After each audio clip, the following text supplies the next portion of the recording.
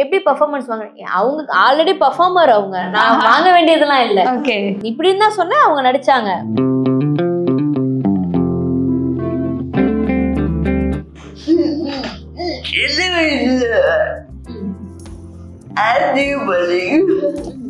சின்ன வயசுல அவங்க ஆக்டிங் பண்ணிருக்காங்க. ஓகே, நான் இப்ப நடிக்கிற ஆரம்பத்துல இருந்து நான் நடிச்சிருக்கேன்னு அவங்க சொல்றாங்க. அப்பவே எங்க அம்மா சிங்கிள் பேரண்டா என்னைய பயங்கரமா வளர்த்தாங்க. அதனால அம்மா பொண்ணு, நான் அம்மா அம்மா அம்மா அம்மா மேரி கிளாரா. இப்ப நான் இப்படி ஒரு பிளேஸ்ல, எனக்குன்னு ஒரு பிளேஸ்ல நான் உட்காந்துருக்கேன்னா என்னை நம்பி அனுப்புனது எங்க அம்மா. அந்த டைம் அந்த வலி வந்த நேரம் இப்படிதான் அம்மா அனுபவிச்சு என்னை பெத்தாங்க. அப்பதான் அதான் தனக்கு வரும்போது அந்த வலி புரியுன்னு சொல்லுவாங்கல்ல. ஃபர்ஸ்ட் அப்படி தோணுச்சு. பெண் குழந்தை பிறந்தோன்னே என் பிள்ளையும் இந்த மாதிரி ஒரு குழந்தைய பெத்தெடுக்கணும்ல. கையை பிடிச்சி யாரையும் இழுத்து நம்மளை ஸ்டாப் பண்ண போறது கிடையாது. ஸோ அதனால கையை பிடிச்சி இழுத்தாலும் கையை உதறிட்டு முன்னாடி போகணும், அவ்வளோ. கவி புது பொண்ணுங்க, அவங்க வந்து அடுத்தது கல்யாணம் பண்ணவங்க. எல்லாருக்கும் வணக்கம். வணக்கம். ஸோ மழலை தாயே அந்த டைட்டில் பார்க்கும்போதே, அந்த பாட்டை நாங்கள் பார்த்தோம். பெண் குழந்தையை வச்சிருக்கவங்களுக்குலாம் அந்த பாட்டு பார்க்கும்போது கண்ணீர் வராமல் இருக்காது. ஸோ அவ்வளோ தூரத்துக்கு ஒரு அளவுக்கு உணர்ச்சி பூர்வமாக ஒரு அம்மா பொண்ணுக்கு இருக்கிற பாண்டிங் எப்படி இருக்கும், பெண் குழந்தைன்னா எவ்வளோ ஸ்பெஷல் அப்படிங்கிறத இந்த பாட்டு மூலமாக நிறைய விஷயங்கள் காமிச்சிருக்கீங்க. என்னதான் இருந்தாலும் ஒரு ஒரு ஒரு டைம்லலாம் சொல்லுவாங்க பொம்பளை பிள்ளையா அப்படின்னு சொல்லுவாங்க. ஸோ பொம்பளை பிள்ளை தான் வேணும், பொம்பளை பிள்ளை தான் எல்லாமே செய்யும் அப்படிங்கிறது இந்த பாட்டு முழுக்க சொல்லியிருக்கு. இஃப் யூ டோன்ட் மீன், எனக்கு சொல்லும் போதே அந்த பாட்டு பார்த்து அந்த ஒரு மாதிரி கூஸ் பம்ஸ் வருது, கண்ணெல்லாம் கலங்குது. ஏன்னா நிறைய விஷயங்களை தாண்டி தான் நம்ம இங்கே வந்து நிற்கிறோம். ஸோ இந்த பாட்டு, இப்படி ஒரு பாட்டை உருவாக்கணும்னு எப்படி உங்களுக்கு தோணுச்சு? எனக்கு எங்க அம்மாவோடையும் பயங்கரமான ஒரு பாண்ட் இருந்தது. ஏன்னா ஃபுல்லா அதை தாண்டி இந்த சாங்கோட மெயினா வந்து நான் பவிக்காக ஃபர்ஸ்ட் ஒரு ப்ராஜெக்ட் ஒன்று பிளான் பண்ணோம். அண்ட் என்னோட கேபி தேட்டர் ஃபேக்டரிக்காக ஃபர்ஸ்ட் ஒரு ப்ராஜெக்ட் பண்ணணும்னு பிளான் பண்ணது. அப்போ வந்து சரி, அந்த ஒரு விஷயம் ஃபர்ஸ்ட் நம்ம பண்றோம் அப்படிங்கும்போது அது கொஞ்சம் நல்லா ரொம்ப ஹார்ட்ஃபெல்ட்டா பாக்குறவங்களுக்கு கொஞ்சம், அதாவது குறைகள் சில விஷயங்கள் வந்து டெக்னிக்கலா எங்க சைடு வந்து, அதாவது என் சைடு, ஏன்னா இவங்க எல்லாருமே பர்ஃபெக்ட். ஏன்னா நான் ஃபர்ஸ்ட் டைம் வந்து டைரக்ஷன் ஒரு விஷயத்த நான் கொண்டு வரேன். அப்படி இருக்கும்போது கொஞ்சம் நமக்கு பிடிச்ச மாதிரி ஒரு விஷயத்த பண்ணுவோம். நம்ம மனசுக்கு வந்து இதமா, சில நேரம் மனசு கனமா இருக்கிற மாதிரியான ஒரு விஷயத்த கொடுக்கணும்னு ஆசைப்பட்டேன். ஸோ அப்படி பண்ணதுதான் மழலை தாயே. அண்ட் அதோட நேரமா என்னவோ எனக்கும் பெண் குழந்தை இப்ப பிறந்திருக்காங்க. அதனால அது இன்னும் ரொம்ப ரொம்ப ரொம்ப கனெக்ட் ஆகிற மாதிரியான பாடல் எனக்கு மழலை தாயே, முதல் குழந்தை மாதிரி. அந்த வரிகள், ஒவ்வொரு வரிகளும் எல்லாமே நீதான், ஆதியும் நீதான், அந்தமும் நீதான் அப்படிங்கிற வரிகள் எல்லாம் எப்படி எப்படி தோணுச்சு சார் அந்த மாதிரி எல்லாம்? ஆக்சுவலாக இது நாங்கள் ஆரம்பிச்சப்போ வந்து காமனாக இவங்க ஃபர்ஸ்ட் ஒரு ஐடியா கொடுத்துட்டாங்க. பொதுவாக வந்து அம்மா பையன் அப்பா பொண்ணு அந்த மாதிரியான இதுதான் நமக்கு காமனாக வர்றது. ஃபர்ஸ்ட் டைம் வந்து இவங்க சொன்னது அம்மா பொண்ணுக்கு உண்டான ரிலேஷன்ஷிப். அப்போ அது வந்து புதுசாக இருந்தது, நிறைய வரல அந்த மாதிரியான பாடல்கள். நான் அவங்ககிட்ட கேட்டப்போ எந்த மாதிரி வேணும்னு கேட்டப்போ அவங்க ஃபர்ஸ்ட் சுதந்திரமாக சொல்லிட்டாங்க, நீங்கள் என்ன தோணுதோ அதை எழுதுங்க, இது உங்கள் ஏரியா. நீங்கள் எழுதி முடிச்சதுக்கப்புறம் நான் சில மாண்டேஜஸ் வச்சுருப்பேன், அதுக்கேற்ற மாதிரி நம்ம கரெக்ஷன் மாதிரி போய்க்கலாம், ஆரம்பம் உங்களோட இதுவாக இருக்கட்டும். இந்த பாடல் முழுவதும் நான் வந்து எழுதுனது வந்து ஒரு அப்பாவோட பாயிண்ட் ஆஃப் எழுதுனா அது வேற மாதிரி மாறும். பட் நான் இது வந்து ஒரு அம்மாவோட பாயிண்ட் ஆஃப் இருந்து மாறி எழுதணும். ஸோ என் வீட்டிலே என்னோட பொண்ணுக்கும் என்னோட ஒய்ஃபுக்கும் இருக்கின்றான ரிலேஷன்ஷிப் டெய்லி பார்க்குறேன். அவங்க ரெண்டு பேருமே ஒரு ஃப்ரெண்டு மாதிரி தான் இருப்பாங்க. அதனால தான் தோழிங்கிற அந்த வார்த்தைகளே கொண்டு வந்தேன். ஸோ அவங்க என்னெல்லாம் அதுதான் காமனாக இருக்கும், அம்மா பொண்ணுங்கிறது எல்லா இடத்துலையுமே காமன் தானே. ஸோ அதை எடுத்துட்டு ஒரு 4 வருஷம் எழுதணும். அதுக்கப்புறம் டிஸ்கஸ் பண்ணிட்டு அந்த மாண்டேஜஸ்க்கு ஏற்ற மாதிரி இது இவங்க ஸ்ட்ரிக்டாக சொல்லிட்டாங்க, எந்த இடத்துலையும் வந்து எனக்கு வந்து லோவாவோ நெகட்டிவாவோ வேணும், எனக்கு காமனாக இருக்கணும், பாசிட்டிவாக இருக்கணும். அதுதான் மெயினாக அவங்க சொன்னது. அந்த தாட்லேயே நீங்கள் எழுதுங்க, எதையுமே வந்து அது கழிவிறக்கம் அந்த மாதிரியெல்லாம் தேவையே இல்லை, பொதுவாக இருக்கட்டும், எனக்கு வந்து பாசிட்டிவாக இருக்கணும், இதை கேட்குறப்ப வந்து ரொம்ப ஹோப்பாக இருக்கணும், அந்த மாதிரி தான் வேணும். ஸோ அப்படி எழுதுனது தான். ஒரு டெரரான படமா இருக்கட்டும், ஒரு ஹீரோ என்ட்ரியா இருக்கட்டும், எல்லாத்துக்குமே உயிர் கொடுக்கறது மியூசிக் தான். இப்போ இந்த பாடல்லையுமே அந்த அவங்க 2 பேருமே குழந்தைங்க தான். சாங் உயிர் கொடுத்ததும் அந்த 2 குழந்தைகளும் அங்க இருக்கிறாங்க, அவங்க நிறைய விஷயங்கள் பண்ணிட்டு இருக்கிறாங்க. ஸோ அந்த வார்த்தைகளுக்கு ஏற்ற மாதிரி அந்த மியூசிக் எப்படி சார் உங்களுக்கு இந்த மாதிரி போடணும்னு தோணுச்சு? பேசிக்கலி அதுதான். ஸோ எங்களோட பாயிண்ட் ஆஃப் வியூ வந்து இதை வந்து ஒரு காமனா பார்க்கணும். நம்ம 2 குழந்தைங்க விளையாடுறாங்கன்றதை தாண்டி ஒரு அம்மா குழந்தை எப்படி ஒரிஜினலா இருந்தா என்ன ஒரு எமோஷன் கொடுப்போமோ அந்த எமோஷனை நம்ம பாசிட்டிவாக கன்வே பண்ணிகிட்டே இருக்கும்போது தான் நம்மளுக்கு வந்து அந்த ஒரு அந்த சாங்குக்கான பவர்ஃபுல்னஸ் வந்து அதிகமாகிட்டே போகும். கண்டிப்பா. ஸோ அந்த பாயிண்ட் ஆஃப் வியூவில் பார்க்கும்போது ஒரு அழகான அம்மா பொண்ணுக்கான ஒரு பாடல் இது வரைக்கும் பெருசா வந்ததே கிடையாது. ஸோ அம்மா பொண்ணுக்கான பாடலா வந்து ஃபர்ஸ்ட் இருக்கணும். அந்த பாட்டு வந்து ஒரு மழலை தாய்க்கும் ஒரு குழந்தைக்கும் கனெக்ட் ஆகணும். ஜென்ரலாவே சொல்லுவாங்களே அப்பா பொண்ணு பாய்வேன், ஆனா அப்படி கிடையாது. எங்க அம்மா பொண்ணுங்கிற ஒரு விஷயத்த காபி யோசிக்கும் போதே அம்மா பொண்ணுன்னு தான் யோசிச்சாங்க. இது வந்து எங்கேயுமே மாறல, டிவேட் ஆகி யாருமே எங்கேயுமே போகல. ஸோ எங்க பாயிண்ட் ஆஃப் வியூ அதுதான், ஒரு அழகான அம்மா பொண்ணுக்கான ஒரு சாங்கை நாங்கள் சும்மா டியூன் பாடி காமிச்சோம். She like it very much. அப்புறம் அதை அவர்கிட்ட கொடுத்தோன்னா அவர் தான் ஒரே நைட்ல எழுதிட்டாரு. அவர் எழுதின 4-5 வருஷம் எழுதி வச்சிருக்காரு. நான் சும்மா இப்போ போன ஏதோ பாடத்தோம் எடுத்து பார்த்தா என்னடா இத்தனை வருஷம் இருக்கு, நம்ம என்ன அதுல ஒரு வருஷம் ஃபைனலைஸ் பண்ணி அப்புறம் வீடியோக்கு ஏற்ற மாதிரி அதை எடிட் பண்ணி அப்புறம் வைக்கம் அம்மா வச்சு பாட வச்சோம். சூப்பர். வைக்கம் அம்மான்னு சொன்னோம்னா அந்த குரல் ஒரு காந்த குரல் அப்படி சொல்லுவோம். அந்த வார்த்தைகள் அந்த காந்த அவங்க இங்க இல்லை, நம்ம மிஸ் பண்றோம். ஸோ அந்த காந்த குரல்ல அதை கேட்கும்போது ஒரு ஒரு கேட்குறவங்க யோசிப்பாங்க. சில பேர் எழுதின எனக்கே வந்து அவங்களோட அந்த நம்மளோட எழுத்துக்கு உயிர் வந்தா எப்படி இருக்கும், அது அந்த ஃபீல் ஆச்சு. அதுவும் வந்து அவங்க பயங்கர ஸ்பீடு. நாங்க இது மற்ற சாங்ஸ் பண்ணியிருக்கிறோம், நாங்க 4 hours 5 hours 6 hours போகும். ஈவன் பல்லவிக்கு ஸ்டார்ட் பண்றதுக்கு 2 hours எடுத்துப்பாங்க, குறை சொல்லலை. பட் இவங்க வந்து நான் ரொம்ப நேரம் ஆகும் போடுன்னு போய் 1 hourக்குள்ளே அவங்க பாடு கடற்கடன்னு முடிச்சிட்டாங்க. அதுலயும் பாத்தீங்கன்னா அவங்களாவே ரொம்ப இன்வால்மெண்டோட எனக்கு வந்து இதை நான் இப்படி சொல்லிக்கலாமா, அவங்க ஏகப்பட்ட பாடல்கள் பாடியிருக்காங்க, ஆனா நம்ம கிட்ட கேக்குறாங்க நான் இப்படி சொல்லிக்கலாமா, இது உங்களுக்கு கரெக்டா இருக்குதா, இவ்வளவும் பண்ணி அது குயிக்காவும் அவ்வளவு குயிக்கா நான் ஃபர்ஸ்ட் டைம் பாக்குறேன் ரெக்கார்டிங் வந்து இவ்வளவு குயிக்கா பாட முடியுமா அப்படின்னு. ஏன்னா அவ்வளவு பிராக்டிஸ் பண்ணிக்கிறாங்க. பிராக்டிஸ் அவங்க மனப்பாடம் பண்ணி தான் பாட முடியும் அவங்களால. ஏன்னா பார்த்து பாட முடியாதுங்கிறதுனால நீங்க பாட்டை முன்னாடியே அனுப்பிச்சிட்டீங்கன்னா, 2 நாள் முன்னாடியே அனுப்பிச்சிட்டீங்கன்னா பாட்டு முழுக்க ஒரு லைன் ஒரு வரி விடாம அந்த சங்கதி முதற்கொண்டு மனப்பாடம் பண்ணிட்டு வந்துருவாங்க. உச்சரிப்பு கூட நான் ஒரு கரெக்ஷன் கூட நாங்க சொல்லலை, அவங்க எல்லாமே பர்ஃபெக்டா வந்துட்டு அந்த கமகம் ஆட் பண்றது கூட அவர் சொன்னாரு. எனக்கு கொஞ்சம் ஃபர்ஸ்ட் ஒன்று கொடுத்தாங்க, கொஞ்சம் லென்த்தா இருந்தது அந்த இதுக்கு, சேச்சி கொஞ்சம் சேஞ்ச் பண்ணிக்கலாமா, அடுத்த செகண்ட் வேற ஒரு கமகம் கொடுத்தாங்க. எந்த இதுவுமே பெருசா கரெக்ஷனே இல்லை, கொடுக்கறது எல்லாமே ஓகேவா. ஏன்னா ஏன் காரணம்னா அதை இன்வால்மெண்டோட பண்றாங்க, ரொம்ப ப்ராக்டிஸ் பண்ணிட்டு வந்துட்டு வேலையை சிம்பிள் பண்ணிட்டாங்க. ஒரு விஷயம் மேம், அம்மா அப்படின்னு சொன்னாலே ரொம்ப பவர்ஃபுல்லான வார்த்தை. அந்த வார்த்தை என்னதான் நம்ம எவ்வளோ பெரிய ஆளா இருந்தாலும் பயத்துல ஃபர்ஸ்ட் சொல்ற வார்த்தை அம்மாவா தான் இருக்கும். எங்கேயாவது போய் இடிச்சுட்டாவோ, ஒரு ஊசி போட்டா கூட, ஒரு பூச்சி எறும்பு கடிச்சா கூட அம்மா அப்படின்னு தான் சொல்லுவோம். அந்த அம்மா அப்படிங்கிற ஒரு ஃபீல் வந்து ஒரு ஆட்டிசம் குழந்தைக்குள்ளேயும் இருக்கும், அந்த உணர்வு அந்த குழந்தைக்குள்ளேயும் இருக்கும் அப்படிங்கறது இந்த பாடல்ல வந்து தெளிவா காமிச்சிருந்தீங்க. எப்படி உங்களுக்கு அந்த ஐடியா தோணுச்சு? நான் இது வந்து அந்த மாதிரி ஒரு விஷயத்துல பார்க்கவே இல்லை. நான் வந்து பவிக்கான ஒரு ஒரு கதாபாத்திரமா தான் இதை பார்த்தேன். நான் எனக்கு ஒரு கற்பனை இல்லை, எனக்கு ஒரு கதாபாத்திரத்துல பவியோட பாப்பா இவங்கள வச்சு ஒரு அழகான ஒரு மாண்டேஜ். அதனாலதான் நான் சொல்லியிருந்தேன் இவர்கிட்ட வந்து நெகட்டிவா எந்த இது இல்லாம ஒரு பாசிட்டிவான அழகான ஒரு ஜாலியா இருக்கட்டும் அவங்க 2 பேரும். அவங்க 2 பேரும் கை கோத்துட்டு அதனாலதான் அந்த தோழிங்கிற ஒரு விஷயத்த மென்ஷன் பண்ணது என்னன்னா, இவங்க 2 பேரும் ஒரு அம்மா பிள்ளைகள் அந்த மாதிரி இருந்தாலும் ஒரு தோழி மாதிரி இவங்க டிராவல் பண்ணட்டும். ஸோ அந்த மாதிரி தான் நான் யோசிச்சேன். ஸோ இவங்களுக்கு இந்த மாதிரி அப்படின்லாம் நான் யோசிக்கவே இல்லை.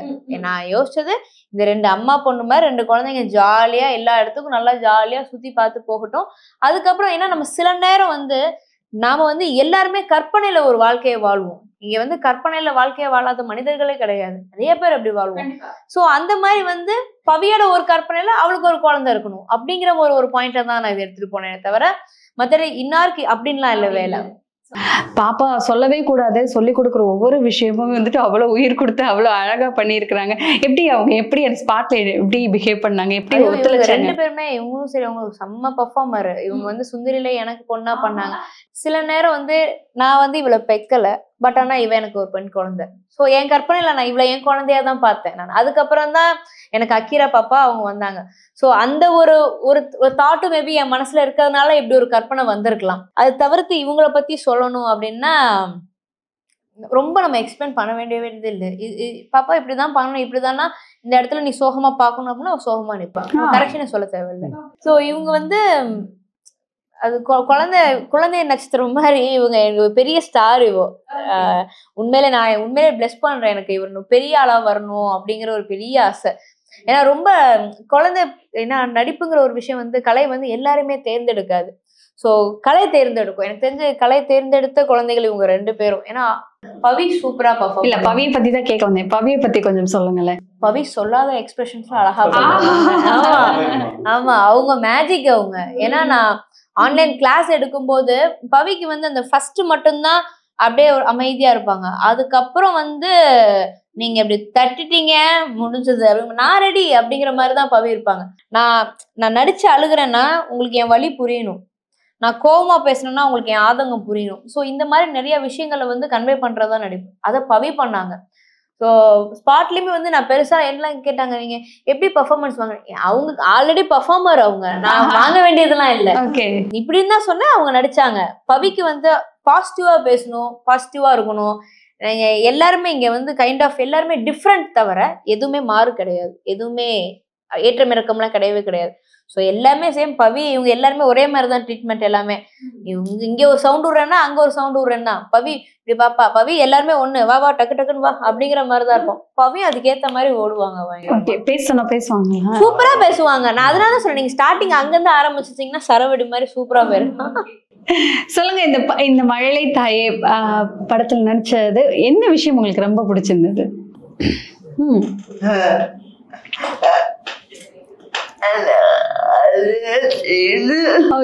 அழுகுற சீன் பிடிச்சிருந்தது. லிசரின் போடாம அழுதாங்க. லிசரின் போடல, சிங்கிள் ஷாட்ல ஃபுல்லா நடிச்சாங்க. வேற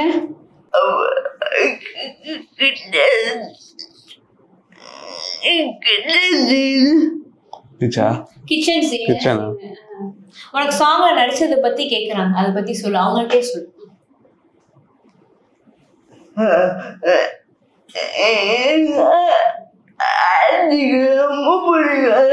ஆக்டிங் ரொம்ப பிடிக்குமா?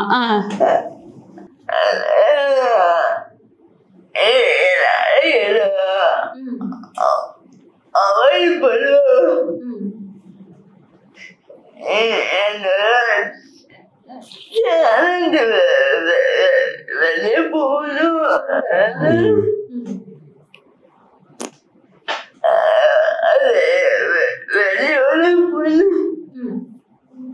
ஸோ வெறியோட பண்ணியிருக்காங்களா? டேலண்ட் எல்லாம் வெளியே போகணும். இல்லை சில பேருக்கு புரியாதுன்னு இருப்போம். அவங்க பேசுறது அவ்வளோ தெளிவாக அழகாக புரியுது. நான் நடிக்கணும், என்னோட டேலண்ட்டை வெளியே போகணும், நடிப்பு நான் ரொம்ப பிடிக்கும். நான் உங்களை ஒரு ஹக் பண்ணிக்கட்டுமா? நான் வந்து உங்களை ஹக் பண்ணிக்கட்டுமா? நிறைய நடிக்கணும், நிறைய பண்ணணும், நிறைய விஷயங்கள் பண்ணணும்.